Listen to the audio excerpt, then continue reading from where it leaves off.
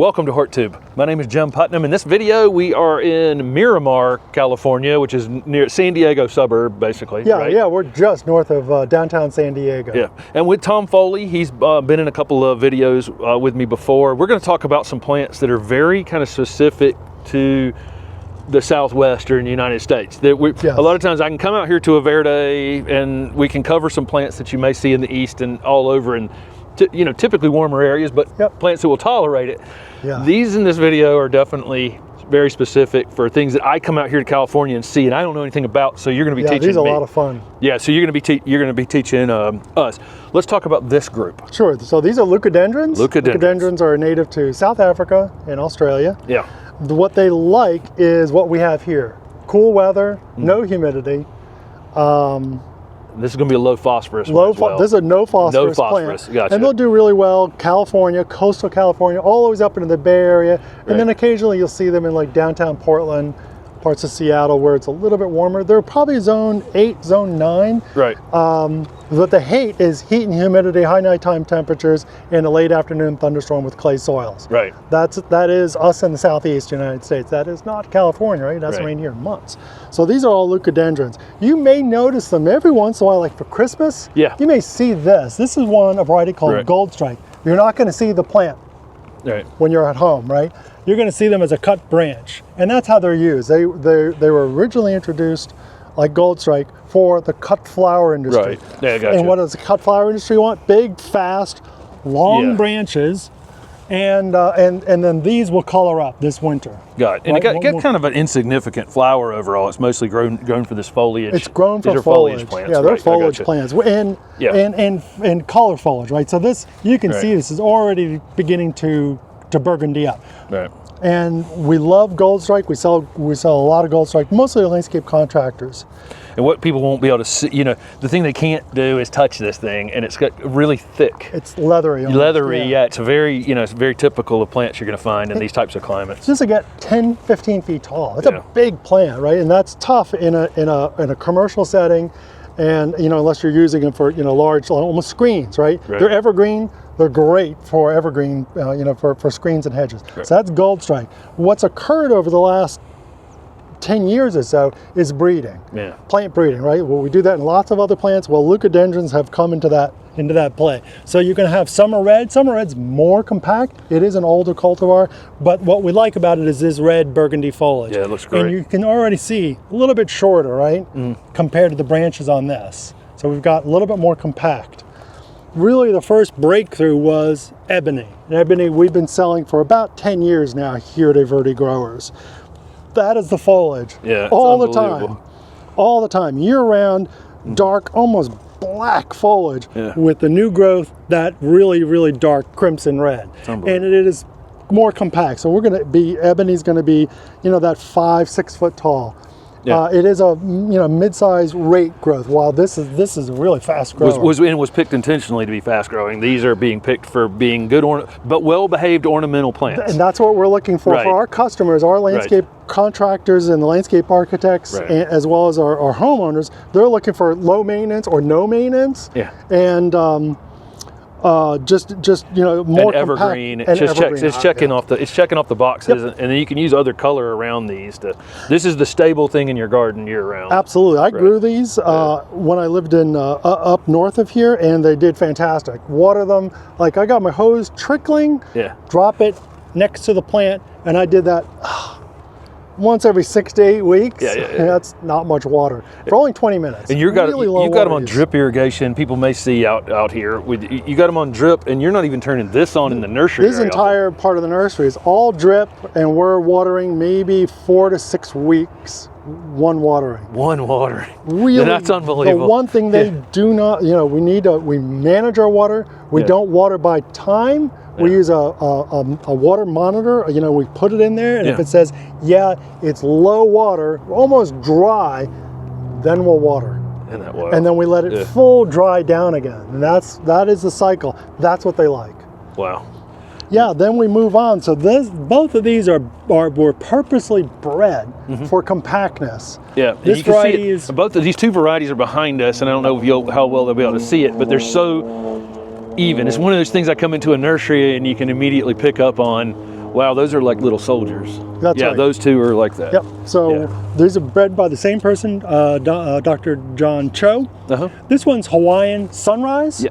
So this one is, all of this will go yellow in the wintertime. Oh, wow. So we're looking at winter color, winter into early spring. But we live in paradise. Yeah. So we live outside all the time. There's no mosquitoes, there's no insects. Yeah. So people are outside year round. We're an outdoor kind of people. So with that yellow foliage, yellow new foliage, and then going back to green, and just branching naturally from the plant, from the base, so we get a tight looking plant, no maintenance, right? I don't want a homeowner to have to go out there and cut. And just have branches, rogue branches all over the place. That's more of a screen, while this is going to be more of a low-growing hedge. And a great little foundation plant if you have higher windows. Perfect for that foundation. Kind of thing. Yep. And then we've got Hawaiian Magic. Hawaiian Magic, I mean, I get to pick my personal favorite. I really like this one because of this foliage. That foliage is just nice, I don't know, burgundy against blue-gray. And I, when I come out here to the Southwest, when I come out here to the Southwest, I'm really drawn to the blue plants anyway. It's like something about them. So if I'm looking at this group, I just go, well, that screams to me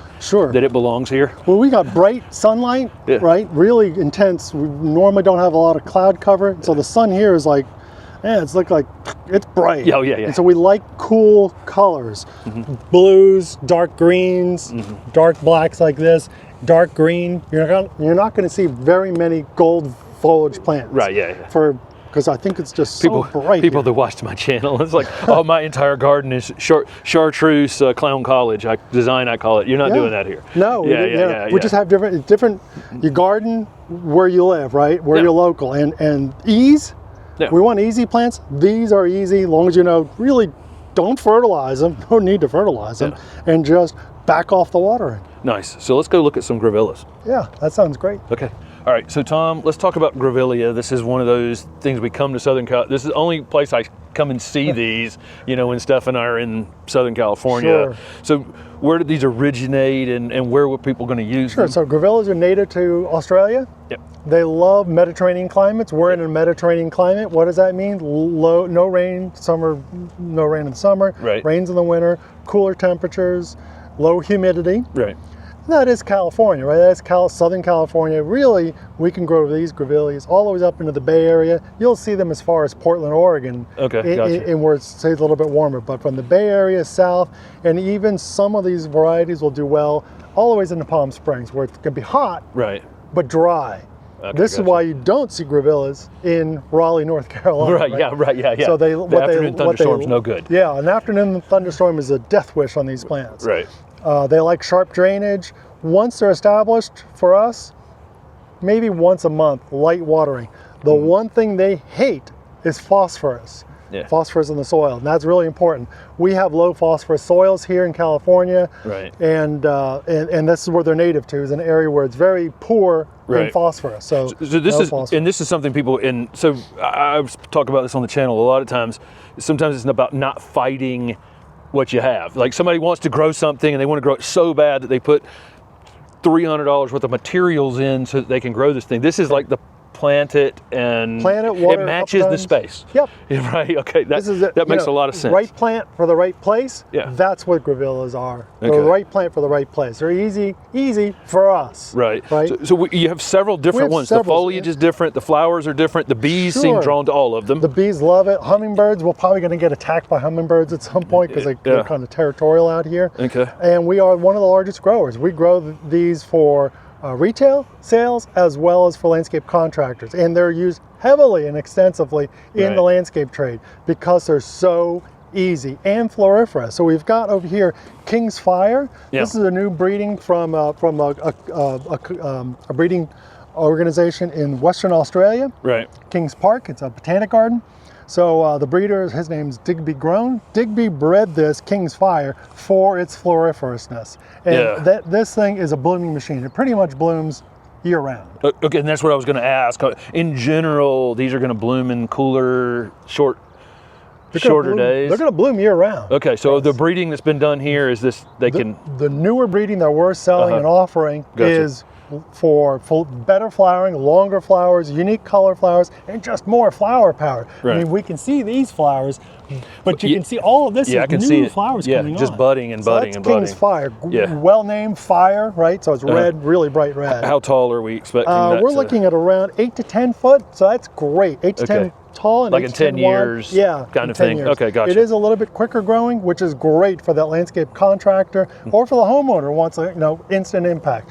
That's what you're going to get on King's Fire. Right. This is Peaches and Cream from the same breeder. Yes. This is one of the first introductions from Peaches from Digby Grown. Yeah. So Peaches and Cream, again, year-round blooming, different flower color, as you can see, well named, right? Peaches and cream colored flowers. The one trick on this is it does need a little bit of iron in the wintertime in the soil. And that's what I did when I grew these in my home. I mix up a bucket of water with iron in it, throw it on it, and that kind of helped it stay green. It's amazing. The foliage is different. The flowers so different. Everything about these, you could really, even mixing texture within the same genus. That's right. You got foliage texture as well as flower color. Yeah. This is Long John. So Long John's been on the market for many years. It's an older variety. It is a one and done, right? So you're going to get some more flowers, more in the wintertime. Yeah. And then we've got a large green shrub. And large, this thing can be 20 by 20. Wow. It's big, right? Yeah, right. And evergreen. So all of these are evergreen. So that's 20 by 20 on Long John. And Long John's well known in the market with landscape contractors. And that's what, but you're starting to see what's the advantage of some of these newer varieties? More flower power. Yeah, more flower power and compact. And more compact, correct. Yeah, then we move over to this. This is Eternal Blaze. It's Eternal Blaze just starting to flower up and bud up. Red flowers, Blaze again, good name. Yeah. The difference on this is this going to be growing prostrate. And you can see every branch is wanting to go prostrate. It is a prostrate grower. So once it gets up a little bit, it is going to go sideways as a ground cover. And that's what you see on a lot of these is here in Southern California and all the way up into the Bay Area, we got a lot of slopes. We got hills, we got mountains. So they do well in those situations, and that's what this is going to do. This is a fantastic ground cover. Right. This is one you can plant 30 or 40 or 50, fill up that embankment, and you're going to have flowers all summer long. Right, you guys ran out of the flatland a long time ago, right? Yeah, we have no flatland. Yeah, right. Now you got to hold a bank in place. So, and as you said, you got gray foliage, green. Now look at this, that steel blue. I mean, that's just amazing and beautiful foliage. It is. Then the last variety we've got here is Spirit of Anzac. So Spirit of Anzac, more of a red, peachy colored flower. Very same breeding as the other ones. A lot of flower power coming on. So we've got flowers they just kind of keep flowering. This is going to be mid-size. Mid-size, I'm putting it 8 to 10 foot 8 to as 10 well. Foot. Yeah. Yep. Big, tall, round, and evergreen. The other thing I like about these is that we're in low water use, right? Yes. In California, we're trying to conserve our water, and a lot of people have moved towards putting agaves and succulents, right? Now you look like the desert, but we're not the desert. We're a Mediterranean area. These do the same thing as an agave, meaning low water, fast growing, and now you've got a shrub. You got a shrub, you got leaves, you got it looks evergreen like and some lower. That's almost an olive replacement, or Oh So in terms of maintenance, once these are in the ground, if you do go through 8 months potentially with no rain, 6 to 8 months or something, how much watering is during that period? In my home, when what I did is I just got the hose dripping once a month, drop it next to it, let it go. Yeah. Let it go 20 minutes, turn it off. That was it. That's plenty. Right, yeah. That's low water use. They're going to be easier in the ground than they are in a nursery situation. Pretty I much. think the nursery situation with the overhead irrigation is like and even here we control the watering very much. These do not need a lot of water in production. And you ask for maintenance. Look at what you've got there. Yeah. You got a vase full of flowers that you can bring inside your house. Yeah, and you can see the other ones coming behind it. Yeah, and they hold really well. So they're good as cut flowers inside of in your home. Nice. And that's how I did when I had Peaches and Cream, and I really loved it. Well, thanks for that, because this is one of those we run into, and I'm like, what in the world? And don't see these back east. You will not see these anywhere except for really California, parts of Arizona, but really this western United States. Yeah. And they're green, evergreen. They do everything that our customers are looking for. Nice. Yeah. Thanks, Tom. So this is definitely another one we don't see back east. Is kangaroo paws or anaganthos. Am I pronouncing that right? Yep. Okay, gotcha. Go ahead. Tell us about these. They're beautiful in flower. We're not going to see these in Raleigh, North Carolina. Right, yeah. Where you see them is here in California, in the coastal California, all the way up into the Bay Area, north of the Bay Area. So what we like are tall, or we sell a lot of these for landscape contractors and designers for home use as well as for commercial use. And in commercial use, they'll plant hundreds of these, if not thousands at a time. So we've really got 3 that we're showcasing here today. This first one is Big Red. Yep. It's a great name. Yeah, it is. Why? Yeah. It's big and it's red. Yeah, right. Low water use. Yeah. So these maybe once a week watering. They'll do well with recycled water. We have a lot of recycled water here in California. Yeah, gotcha.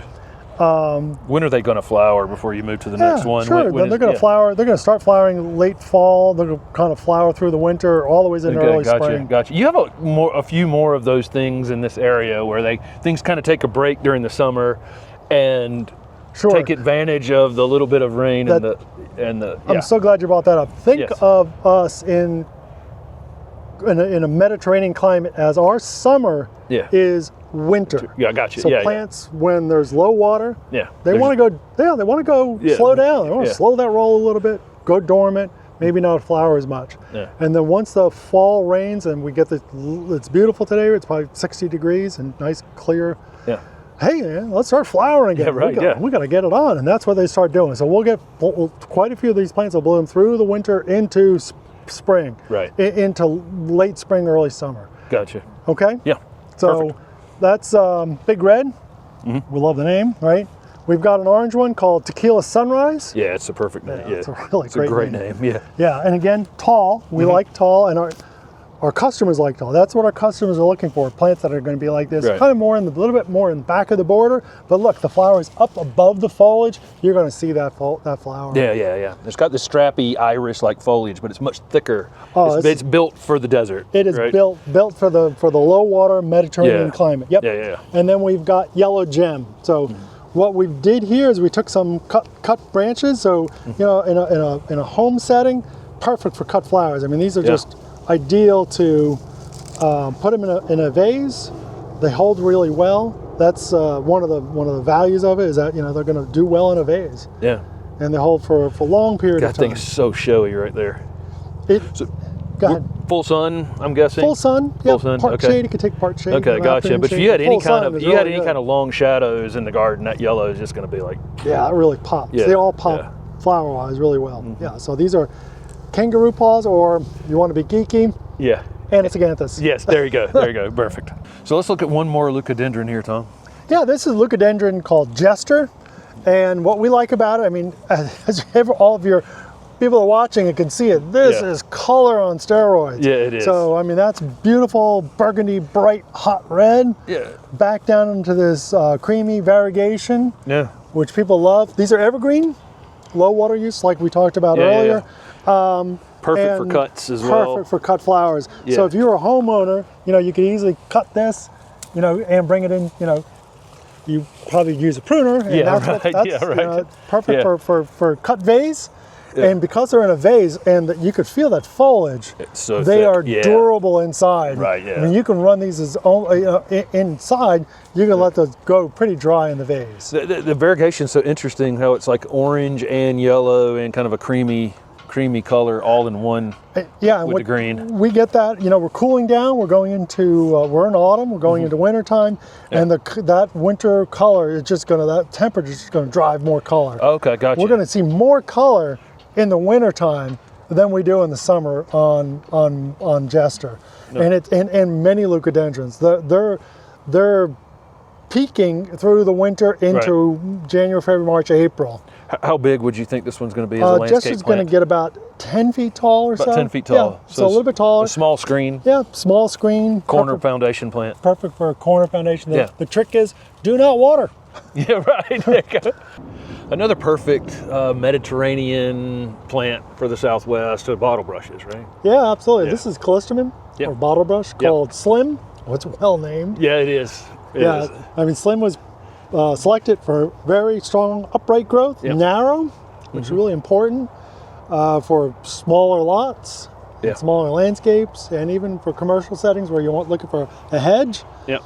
You got bottle flower, bottle brush. So you got red bottle flowers. We'll get those flowers on and off year round here in Southern California. Yeah. It's durable, pretty low water use. Yeah. What we do is grow, central leader, and then look at about 18, 20 feet tall, straight up. Yeah, nice. And just good replacement for something like a podocarpus or something like that. Just narrow, upright, evergreen. Yeah, absolutely. I think it's a great alternative to podocarpus. If you're looking for upright evergreen, right, with flowers, right, that the hummingbirds are just all over these things. We've seen hummingbirds today flying around. Yeah, this beautiful red. The bees are all honeybees are all over it too. So what the other things we've shown in this video so far are definitely southwest, but we will see bottle brushes over in Florida and in the southeast as well. Yeah, so this is another one that it's more tolerant of the wetter conditions, more tolerant but can withstand here in the southwest. Yep, for us here in California, I've seen some big hedges of these up in San Francisco. You'll see them down here, all the way down to San Diego. Yeah. And evergreen, which is really important for us. And perfect hedge. I mean, these just shear really well if you want it as a tight hedge. Yeah. And it grows straight up. What's the bloom season here on them? All the time. All the time.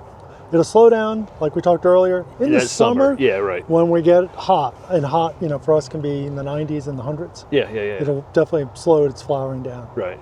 So we're going to wrap this video of great plants for the Southwest United States up with a California native. Yeah. So talk us through this salvia. Sure. So this is Salvia clevelandii. Okay, from the Cleveland National Forest, named after it, called Allen Chickering.